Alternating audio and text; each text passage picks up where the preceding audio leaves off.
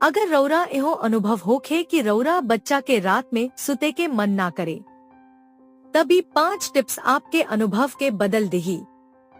एक, अपना बच्चा के नींद आवे खातिर एगो दिनचर्या तय करी, जैसे कि रात के खाना खाई, होमवर्क पूरा करी, अवरी गरम दूध पी के सुत जाई।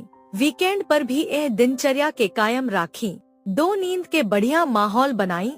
अध्ययन से साबित भइल बा कि शोर के स्तर कम अवरी कम से कम रोशनी से तेजी से नींद आवे में मदद मिल सकता। 3, बेड टाइम स्टोरी।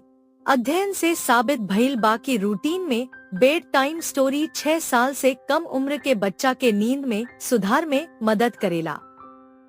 4, सुते से कम 2 घंटा पहले मोबाइल अवरी टीवी ना होखे के चाही, काहे कि इ मेलाटोनिन के उत्पादन में बाधा पहुंचावेला, जवन की एगो एंजाइम है जवन की नींद में